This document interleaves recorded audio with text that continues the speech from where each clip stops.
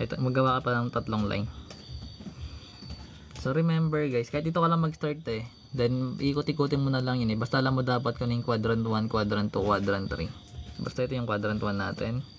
Ito yung quadrant 2, quadrant 3, then quadrant 4. So alam mo dapat yung mga sign sa quadrant na yon. Then paano yung sign sa quadrant 2, quadrant 3, quadrant 4. So yung quadrant 1 natin lahat yan positive, yung mga sign cosine. Ito naman negative positive. Then dito naman is negative, baliktad, positive. Tama, negative positive nga to. Then negative negative. Then ito naman is positive negative. Ito siya. Ito natin para malinis. So ayun lang dapat yan na. So ngayon pagdating dito guys, yung 30 69 din natin. So remember ito is 30. Ito natin lagay. Ito 0 to eh. Then ito 60, 45. Ito is 60. Then 90. Ngayon, para makuha natin yung ordered pair, ito lang ginagawa. So remember kung unit circle guys, ito guys yung 0 natin, 1 0 to, 'di ba? 'Di ba? So ngayon, tapos ito naman 0 1. Then kung gusto mo makuha yung ordered pair na itong tatlong nasa gitna, start ka dito sa 0. So ano ba sunod ng 0? Diba 1? Square root mo lang yun. Square root ng 1, that is 1. Pero lahat sila naka over 2. So ngayon pagkatapos mo sa 1, ano sunod? Diba 2? So square root of 2 na to over 2. Ano sunod ng square root of 2? Square root of 3.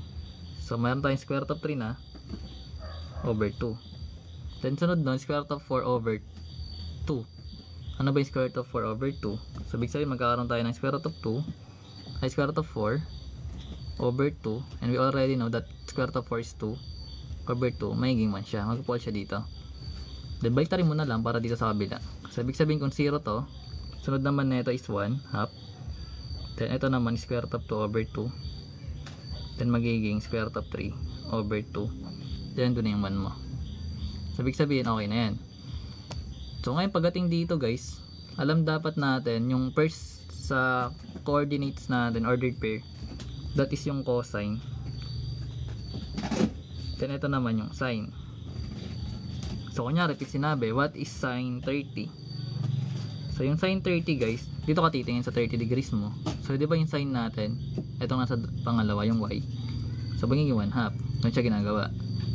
So ngayon kunyari pinapahanap, what is sine 120? Anong sagot? Wala pa, sa 90 ka pa lang. O ngayon, para makuha mo yan, didiretso mo to. So, gawa kayo dito ng tatlong line. Sa 2, 3. So, remember guys, ang pag-add ng ng mga degree, sa una, kung nag-start ka ng 30, so nag-plus 30 ka dito, 'di ba? Kasi from 0, nag-plus ka 30, kaya ka nakapunta ng 30 degrees. So, yung 30 lang dinagdag mo para maging 45. So, magiging plus 15 ka dito. So, yung 45, para maging 60 siya, magdadagdag ka ulit ng 15. Yung 50 para maging 60. Then, yung 60 para maging 90. Magdadagdag ka ng 30. So, ganyan yung pattern nila. So, ibig sabihin kung nagdagdag ka ng 30 dito, eto, magdadagdag ka ulit ng 30 dito na part. Then, 15 dito. 15. Then, 30. Ganyan yung pattern yan. So, ngayon, kung meron kang 90 plus 30, nandito yung 120 natin. Okay? So, ngayon, yung kapantay na ray neto guys, ito, dito siya nakapantay. Kumbaga, i-align mo lang yan. So, yung sunod, ito na yung kapantay niya. Balik, ito pa rin gagamitin mo na ordered pair. Pero dahil nasa quadrant to siya, negative dun yung cosine. Kasi nga, negative tsaka positive to eh. So, ibig sabihin, dito sa part na to, meron kang 1 half. Tapos, square root of 3 over 2. So, dahil nasa quadrant to siya, etong 1 half natin, may negative. Then, pagdating naman dito sa sunod, so 120 plus 15, this is 135. So, magiging 135 to degrees. So, saan ba ito nakapantay? Di ba dito siya nakapantay? Sa 45. So, yung ordered pair niya square root of 2 over 2, then square root of 2 over 2. Yung x nun is square root of negative. So, ibig sabihin ito, magiging negative square root of 2 over 2. Then square root of 2 over 2. So, yung tanong natin kanina guys, what is the value of sine 120? So, remember, ito yon. Ito yung sine natin, square root of 3 over 2. Ito yung magiging sagot mo. Ano siya ginagawa? So, ngayon, ito ipantay mo lang din. So, ibig sabihin, pag pinantay mo to dito sa kabila, ito siya. So, yung ordered pair is square root of 3 over 2 and 1/2. Pero dahil nasa quadrant to nga, negative yung isa. Yung una. Then ito guys, ito is unit circle, di negative 1 na to, tsaka 0. Gano'n siya ginagawa. Then para naman sa kabila, ganoon din. So gawa kang tatlong line. Basta plus 30 una, plus 15, plus 15, plus 30. So ibig sabihin, yung ito di ba 180 to eh. Ito pa hindi nakalagay. Ito guys is plus 15, magiging 150 to. Then ito magiging 180 na. Alam na natin yan eh, kasi sabay yan. So ngayon, ito guys, 180 plus 30, that is 120, 210, di ba? So ito 180 to, alam natin yan, yung pi. So ito is 210. So ngayon, saan ba ito nakapantay? Di ba nakapantay siya dito? Etong line na to, nakapantay yan dito sa unang line. So ibig sabihin, yung ordered pair na ito is negative, square root of 3 over 2, tsaka 1/2. Pero dahil nasa quadrant 3 siya, pare sila negative. So ibig sabihin, kung meron kang square root of 3 over 2 tsaka 1/2, yung sign nila parehas negative. Then pantay mo ulit yung pangalawa. So sa 135, nakapantay ito dito. Ito na part. So ibig sabihin, ito is 210 plus 15, magiging 225. Hindi rin natin. So yung ordered pair nun is square root of 2 over 2, parehas. Pero dahil nasa quadrant 3, parehas sila negative. So ito is negative square root of 2 over 2, tsaka negative square root of 2 over 2. Then ito naman, yung 225 plus 15, magiging 240. So ngayon, ordered pair na ito, 1/2 tsaka 3, square root of 3 over 2, parehas lang sila negative. So ibig sabihin, magkakaroon ka ng negative 1/2 tapos negative square root of 3 over 2. Then plus 30, may 180 na to, 270 na to. So alam na natin 0 negative 1 yan. Then para makuha mo sa kabila, ganun ba rin. So kahit dito ka tumingin para sa kabila, pwede naman dito. Pero basta tatandaan mo, sa quadrant 4 ka, positive dun yung cosine. So lagay natin to dito, gawa tayo ng tatlong line. So pwede ka dito mag base, or pwede naman dito sa baba. Pares lang yun. So ito plus 30, remember, plus 15, plus 15, tsaka plus 30. So dito tayo mag start kung gusto nyo dito. So meron tayong 270 plus 30, magiging 300 yon. So ito 300. So itong 300 natin, degrees, yung kapantay niya ito. So ibig sabihin, yung ordered pair niya is 1/2 tsaka 3, square root of 3 over 2. So meron tayong 1/2 tsaka square root of 3 over 2. Dahil nasa quadrant 4 ka, positive dun yung x, negative yung y. Ibig sabihin, negative yung square root of 3 over 2 mo. Then so on and so forth. So ito, nakapantay na to dito.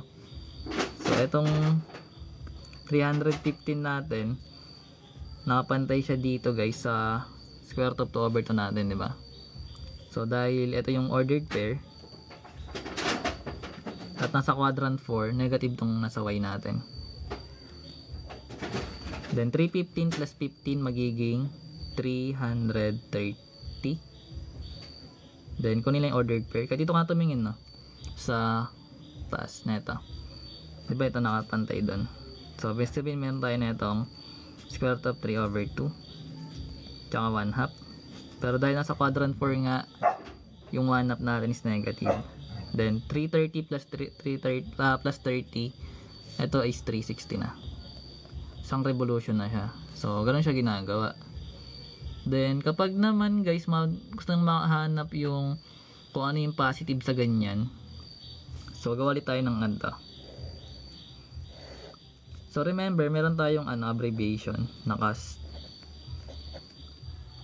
So dito guys, yung C natin, ibig sabihin mga positive sila, no? So dito guys, positive lahat. Dito positive lang yung S. Ano ba yung S doon? Yung sine. Ito positive yung tangent. Dito positive yung cosine. So kunyari, meron tayong sa quadrant 1. 'Di ba ang sine is eto na part? So positive yung 1/2, positive yung ito, positive to. Pati yung cosine. Diba meron tayong sine, cosine, tsaka tangent. Lahat sila positive. Di ba alam natin yung tangent is equal to sine over cosine. So kung meron kang positive na sine, positive na cosine, pag dinivide mo yung positive pa rin. So lahat sila positive. Pagdating sa quadrant 2, yung positive lang yung sine. Bakit?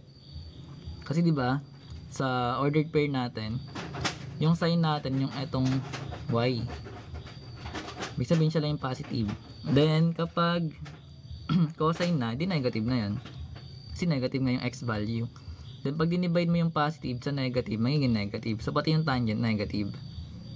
Then pagdating naman dito guys sa quadrant 3, yung tangent lang yung positive. Bakit? Kasi yung sine natin dito is negative din. Yung sine, yung cosine is negative. Pero pag dinivide mo tong sine cosine natin na negative parehas, magiging positive yung sine. So ibig sabihin yung tangent yung positive doon. Then as for cosine, dito naman sa quadrant 4, yung cosine naman yung positive. Kasi nga, itong x value natin is yung cosine. So pag dinivide mo yung sine over cosine, pag nag-divide ka ng positive tsaka negative, magiging negative. So yung tangent negative. So itong pwede mo itong gamitin. Na boses, pero alam ko man naintindihan yun, I think. Maganda pagkaka-explain ko na ito ngayon. Gets yan? Ano pa? Kung naintindihan, sige go tayo given. So let's say may pinapahanap. What is tangent kagad. Tangent 135. Hirap kagad din.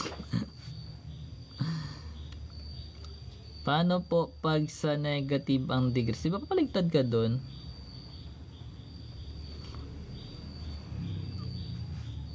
1 daw, negative.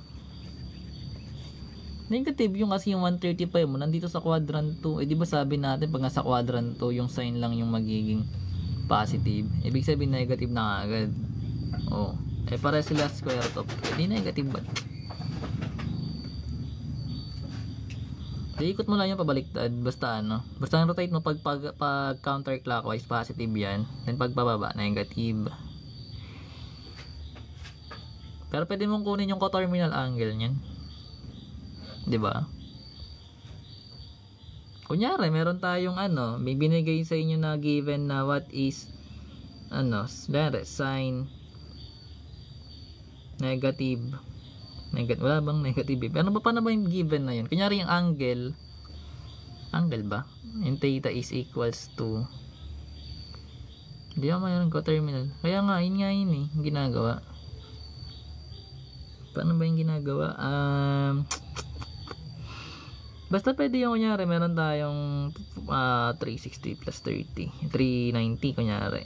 So wala naman tayong 390 sa unit circle. Pero alam mo yung kung saan yung magpo-fall. Diba yung 1 revolution, that is 360. O pag nagdagdag ka, kung gusto mo dito ka magbawas ka ng 360 dito para makuha mo yung coterminal niya. So ito magiging 30. Ibig sabihin yung angle niya is, andito siya magpo-fall sa 30. Pwedeng ganun. Kunyari, binigay na angle na basta ganun lang yun, magpa-plus bawas ka lang. Magpa-plus bawas ka lang yan para makuha yung coterminal. Ang reference angle dito yun lagi sa may sa mo dito ay sa reference angle ba yung tawag doon? Terminal initial angle pala, initial. Anyways, pagdating naman guys sa mga angles, nasa quadrant sa yun, di ba? Sa quadrant pa rin. Pagkakaalala ko. Ito yating tinutukoy mo, pero hindi ko siya sure kung reference ang angle tawag dito. Basta pag nasa quadrant siya guys, kung ano yung angle na B, ibig sabihin nasa 90 lang to, 'di ba? Sabihin 90 degrees minus yung angle na given. Tama ba? Tama.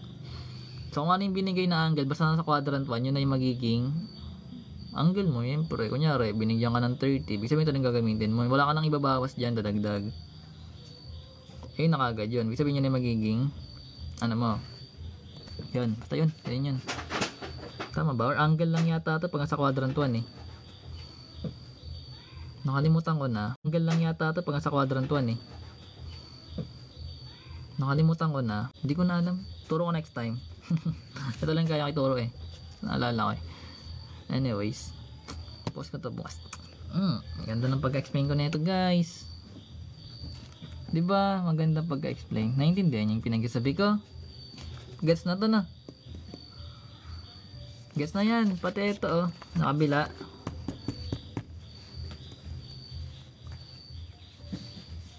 Ganda ng pulat ko. Ganda ng ano ko. Galing ko talaga. Joke. Ayun.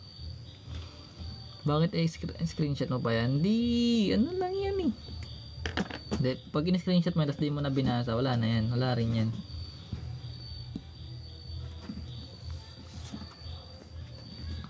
Ganda na ito. Ang galing. Nakakaano. Para siyang nakaka-hypnotize. Joke.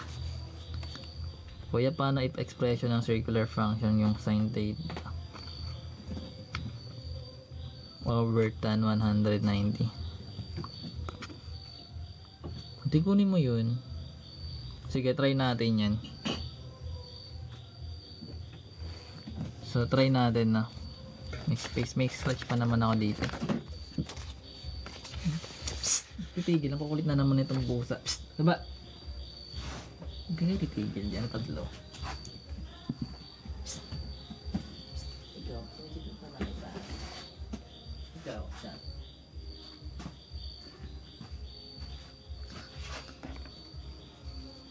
Paano na yun? Kunyari may binigay siya na given, diba? So meron tayong sin 90 tapos over tan 180. Hindi, kunin mo yung unit circle mo. Ito oh. Ano ba yung sin nito?